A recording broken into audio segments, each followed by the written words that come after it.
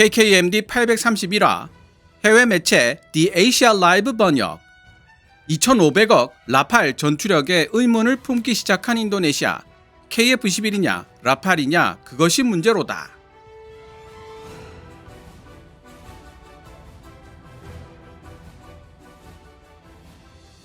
리아우에 있는 로에스민 누르자딘 공군기지 및 서칼리만탄 수파디오 공군기지에 라팔을 배치한다는 인도네시아의 계획은 배타적 경제수역 EEZ를 침범하는 중국에 대한 해상 감시 및 억제에 있어 라팔이 얼마나 중요한 전략적 역할을 맡고 있는지를 보여준다.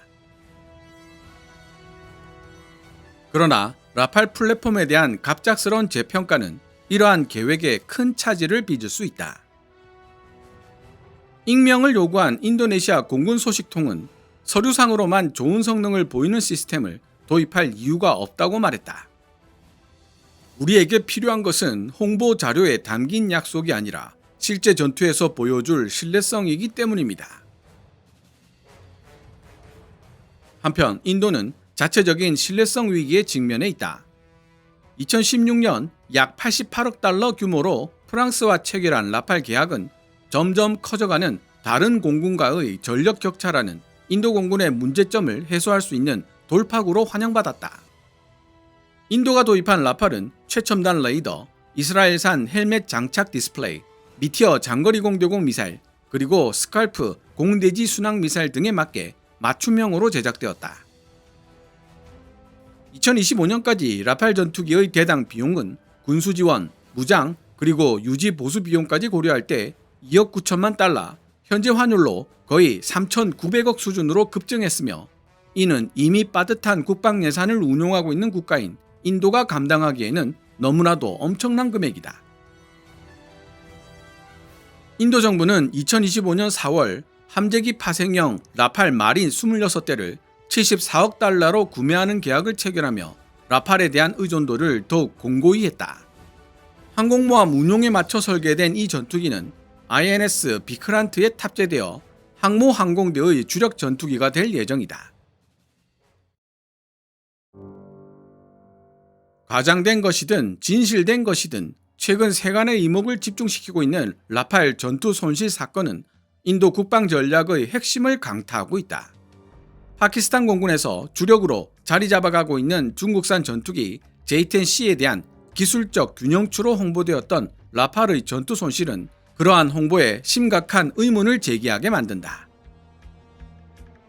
파키스탄의 주장이 사실이라면 그것은 인도와 파키스탄을 포함한 남아시아의 공군력 균형에 극적인 변화를 알리는 신호탄이 될 것이다.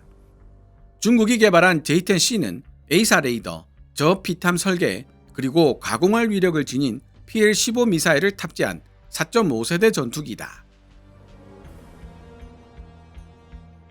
파키스탄 공군 관계자들은 이번 공중전을 단순한 하드웨어의 승리가 아닌 전술의 승리로 규정했다. 아우랑제브 아흐메드 파키스탄 공군 중장은 라팔이 나쁜 전투기라는 뜻이 아니다. 제대로 운용된다면 라팔은 매우 강력한 전투력을 지닌 항공기라고 말하기도 했다.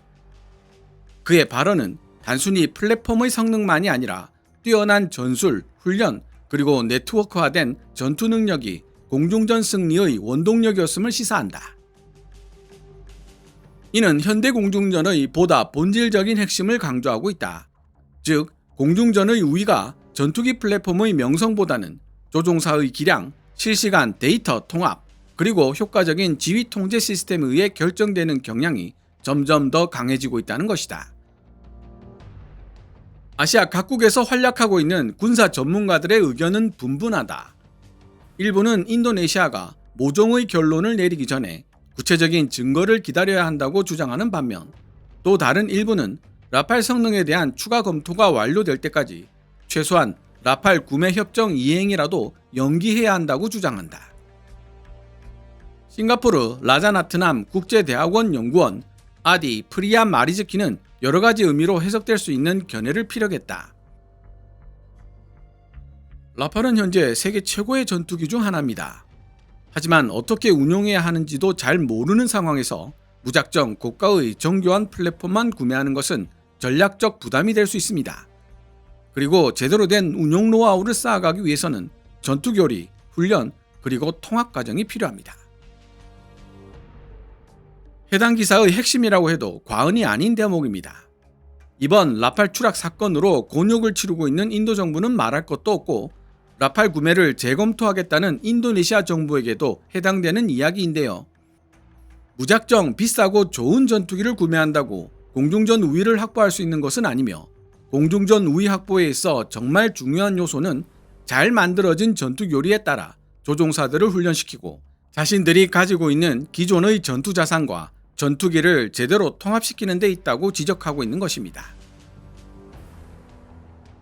파키스탄 공군은 공중조기 경보기 등을 통해 중국산 다목적 전투기 J-10CE와 장거리 공대공 미사일 PL-15E의 능력을 최대한 활용한 반면 인도 공군은 3,900억에 달하는 라팔 전투기를 최대 3대나 손실하는 무기력한 모습을 보이면서 인도네시아에 경종을 울리고 있습니다. 같은 돈으로 라팔보다 2배에서 3배 더 많은 숫자를 도입할 수 있는 KF-21 보라매를 선택하고 기술 이전이나 노하우 이전에 유연한 대한민국과 협력하는 편이 훨씬 더 합리적이라는 생각을 떨칠 수가 없는데요. 더구나 KF-21 보라매를 위해 5.5세대 전투기로 개량할 계획까지 세워두고 있는 대한민국이기 때문에 개인적으로는 향후 인도네시아 정부의 태도에 어느 정도 변화가 있지 않을까 예측하고 있습니다. 이러한 견해는 인도네시아 국방 관계자들 사이에서 주목을 받고 있으며 국내 방위산업 역량 강화 및 합동훈련 프로그램을 통해 첨단 기술을 확보하는 방안에 대한 논의가 증가하고 있다. 일부 군사 분석가들은 사브 그리펜이나 KF-21 보라매의 도입 또는 현재 인도네시아 공군이 운용 중인 기존 F-16 전술기들의 업그레이드처럼 비용은 저렴하지만 상호 운용성은 더 높은 플랫폼으로 공군 전력 투자를 다각화할 가능성도 제기했다. 현재 인도네시아 당국은 라팔 조달 프로그램에 대한 공식적인 변경 사항이 있을 것이라는 신호는 보이지 않고 있다. 정해진 일정대로 라팔 1차 인도분 6대는 2026년 2월에서 8월 사이에 도착할 예정이며 후속 인도는 2029년까지 계속될 예정이다. 그러나 익명을 요구한 소식통의 정보에 따르면 프라보오 수비안토 인도네시아 대통령은 라팔 계약에 대한 기밀 검토를 지시한 것으로 알려졌다. 해당 기밀 검토에는 공군 장교, 정보기관, 외부 국방 컨설턴트의 의견이 포함되어 있으며 이러한 의견 수렴을 통해 급변하는 안보 환경에서 라팔이라는 플랫폼이 여전히 인도네시아의 안보 목적에 부합하는지를 평가할 것으로 보인다. 프라보오 대통령이 지시한 기밀 검토가 계약 수정을 공고하는 경우 변화는 다음과 같은 여러 가지 형태로 나타날 수 있을 것이다. 첫째, 인도 시기를 늦추는 방법. 추가 테스트 및 라팔 추락 증거 확보를 위한 시간 확보 목적. 둘째, 주문량 축소. 라팔 구매 숫자를 줄이고 KF-21 같은 보안 플랫폼에 투자. 셋째, 전투 교리의 재구성. 라팔의 전투 역량을 인도네시아 필요에 맞게 통합시키기 위한 전투 교리 업데이트. 넷째, 훈련 강화. 조종사 훈련 및 전술 개발을 위해 프랑스 또는 기타 국가와 협력하는 방안. 지금 인도네시아는 중요한 기로에 서 있다. 라팔 계약은 한편으로는 인도네시아 공군 전력 현대화와 지역 전략적 자율성을 향한 대담한 발걸음을 상징하지만 또 다른 한편으로는 운용 및 유지 보수에 엄청난 비용을 필요로 하는 데 반해 고강도 분쟁에서 그 가치를 입증하지 못한 전투기에 발목이 잡힐 우려가 있기 때문이다. 인도 파키스탄 분쟁에서 더 많은 사실들이 드러남에 따라 인도네시아 정부는 전략적 인내와 작전적 현실주의 사이에서 균형을 잡아야 할 필요가 있다. 인도네시아 공군의 신뢰성과 떠오르는 아시아 중견 국가로서의 위상은 앞으로 몇 달 동안 인도네시아 정부가 어떤 결정을 내릴 것인가에 따라 달라질 수 있다. 전략적 인내, strategic patience란 장기적인 국가 목표를 달성하기 위해 도발이나 위협에 즉각적으로 대응하지 않고 신중하게 상황을 관리하는 외교 전략을 의미합니다. 분쟁 확산 방지가 용이하고 국제사회의 공조를 유지하기 쉽다는 장점이 있죠. 전략적 인내는 단순한 무대응이 아니라 계산된 침묵과 관리를 뜻하며 군사적 긴장을 억제하면서 장기적으로 유리한 조건을 만들고자 할 때 활용되는 고차원적인 외교 기술입니다. 작전적 현실주의 (Operational Realism이란) 작전 계획을 수립하고 전력 운용을 결정할 때 이론적 이상이 아닌 실제 전장 조건과 환경, 위협 수준, 물류 지원, 병력 수준 등 현실적인 요소를 기준으로 전략을 수립해야 한다는 원칙을 뜻합니다. 실제 존재하는 위협 수준에 맞는 현실적 방어 능력을 구축할 수 있다는 장점이 있죠.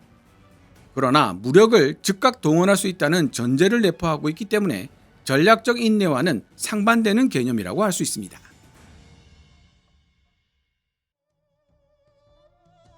지금까지 2025년 5월 15일 해외 매체 The Asia Live가 보도한 내용을 번역해 보았습니다.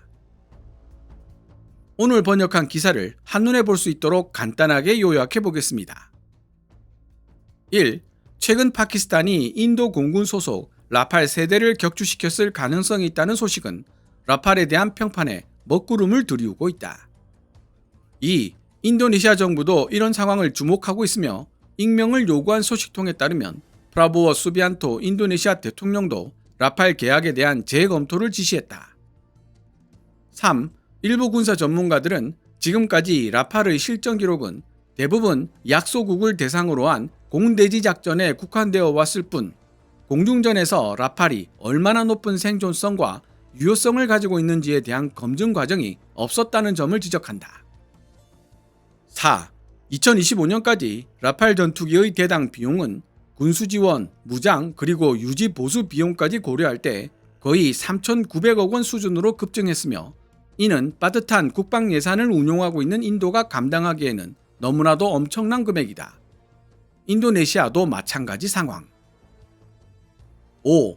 현대 공중전에서 승리를 결정짓는 요소는 전투기 플랫폼의 명성이 아닌 조종사의 기량, 실시간 데이터 통합, 그리고 효과적인 지휘 통제 시스템에 의해 결정되는 경향이 점점 더 강해지고 있다. 6. 일부 군사 분석가들은 KF-11 보라매의 도입처럼 비용은 저렴하지만 상호 운용성은 더 높은 플랫폼으로 공군 전력 투자를 다각화할 가능성도 제기했다. 7. 지금 인도네시아는 중요한 기로에 서 있다. 운용 및 유지 보수에 엄청난 비용을 필요로 하는데 반해 고강도 분쟁에서 그 가치를 입증하지 못한 전투기에 발목이 잡힐 우려가 있기 때문이다. 라팔 자체가 좋은 전투기라는 사실에는 저도 동의합니다. 다만 도입비에 유지 보수비까지 합쳐 3,900억에 달하는 가격만큼의 효율성이 있는지 여부는 진지하게 고민해봐야 할 필요가 있습니다. 인도네시아가 기존에 보유하고 있던 구형 F-16을 라팔과 동일한 4.5세대 전투기인 F-16 블락 70, 72로 업그레이드 한다고 해도 라팔과 그렇게 큰 차이는 나지 않을 것 같다는 생각이 들기 때문이며 실제로 The Asia Live 기사에서도 똑같은 방안을 해결책들 중 하나로 제시하고 있을 정도죠. 그러나 F-16은 머지않은 시기에 단종될 가능성이 높고 5세대 전투기가 활약하게 될 미래 전장에서 취약한 생존력을 가질 수밖에 없습니다.